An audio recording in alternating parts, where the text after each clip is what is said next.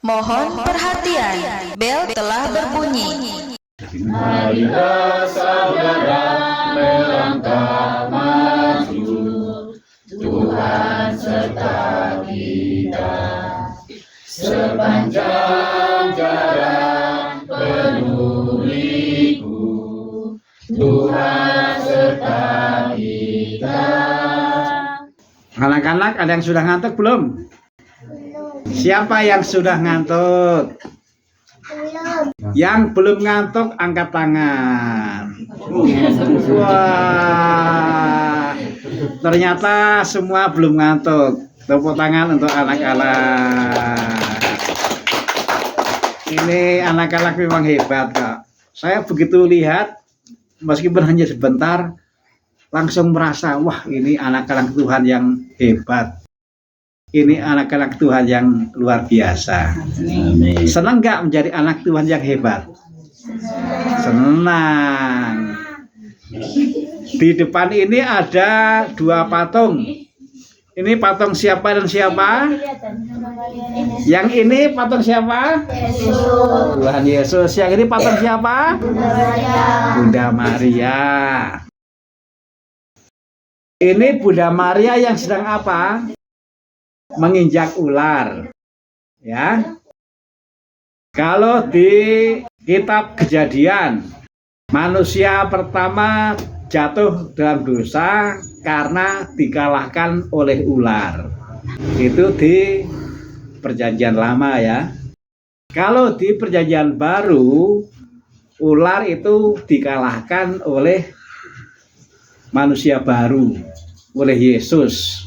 Kita ingat ketika di padang gurun, ular itu menggoda, tetapi ternyata Yesus tidak tergoda. Jadi godaan untuk yang tidak baik pada dasarnya bisa dikalahkan. Kalau ada orang yang dikalahkan oleh hal yang tidak baik, itu seperti di Kejadian Perjanjian Lama. Kalau di Perjanjian Baru, orang mengalahkan godaan, orang tidak menyerah terhadap godaan. Kita mau menjadi anak Tuhan yang baik atau yang tidak baik, anak-anak? Baik. Siapa yang mau menjadi anak Tuhan yang baik? Bukan. Ya, angkat tangan. Wah, tepuk tangan lagi untuk anak-anak.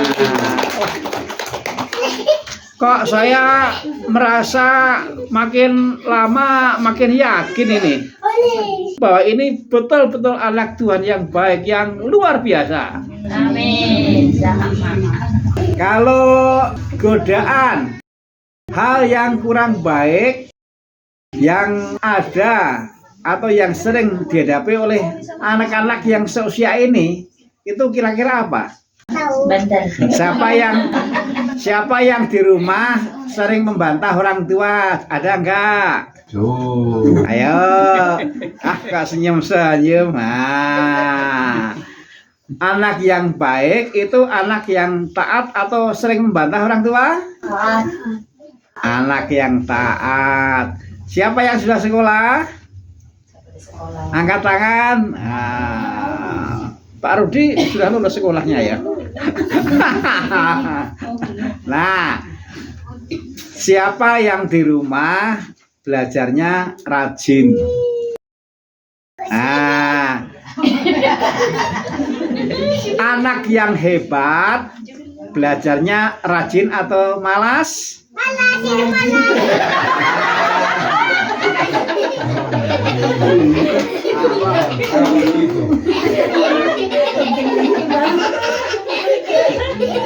Coba saya mau bertanya, ini anak-anak, saya mau bertanya, anak Tuhan yang hebat belajarnya harus rajin atau malas? Rajin. Rajin atau malas? Rajin. Siapa yang di rumah mempunyai kitab suci? Anak-anak punya. Siapa yang setiap hari membaca kitab suci?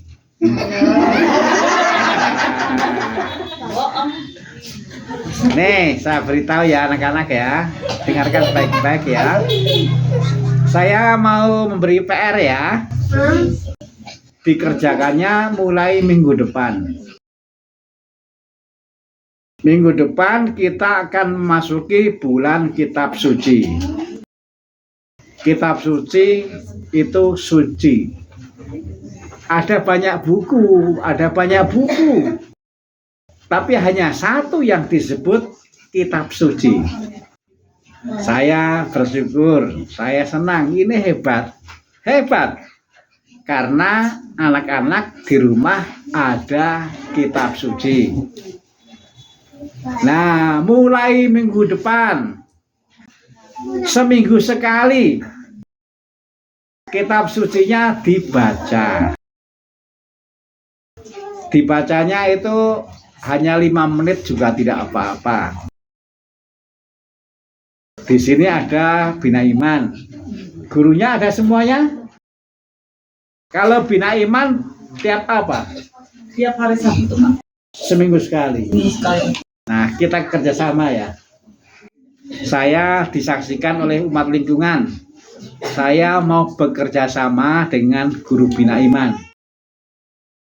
Kerjasamanya adalah nanti tolong diingatkan mulai minggu depan anak-anak ini minimal seminggu sekali membaca kitab suci yang di rumah. Kalau anak-anak itu nggak terlambat dekat dengan sabda Tuhan, kita tenang.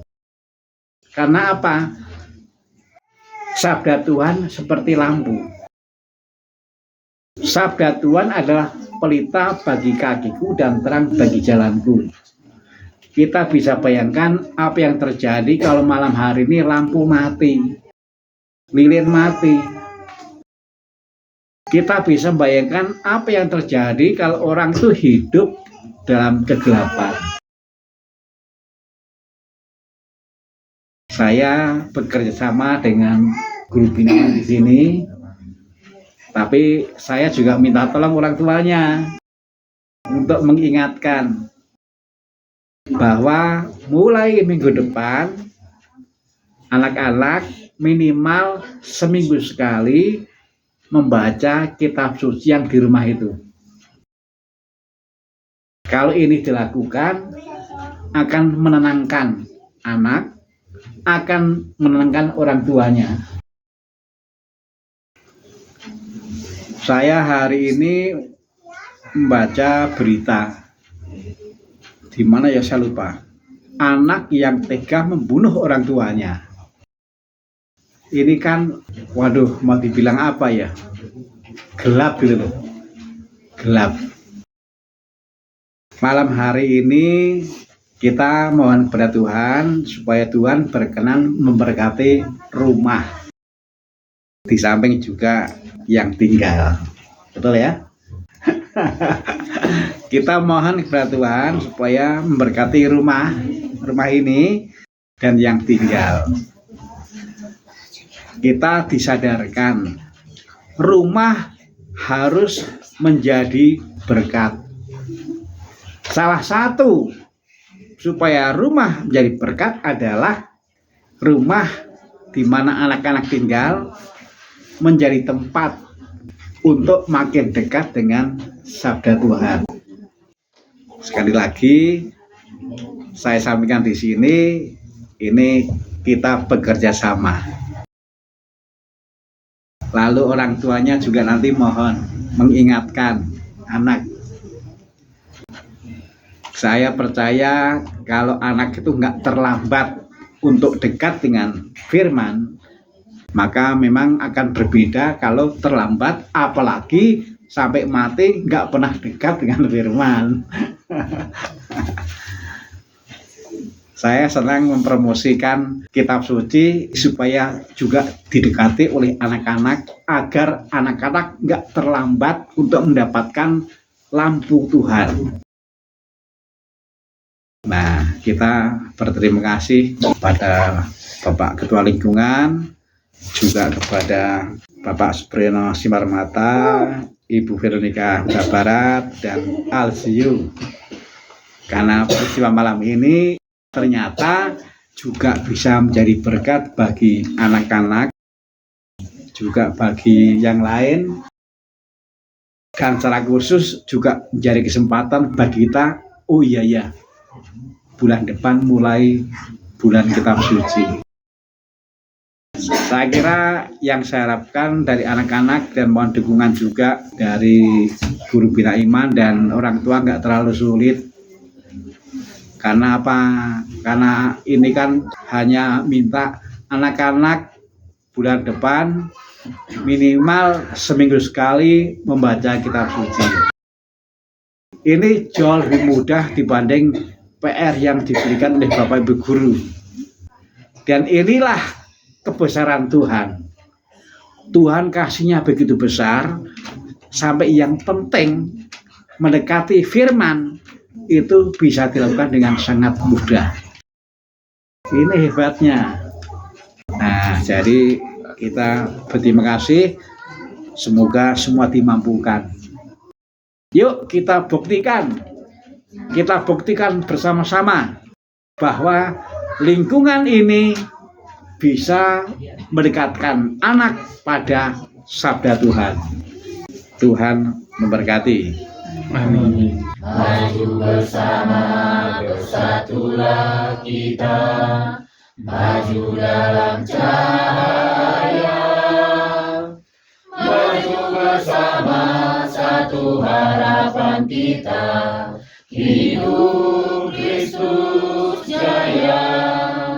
Haleluya, haleluya, hidup Kristus nan jaya.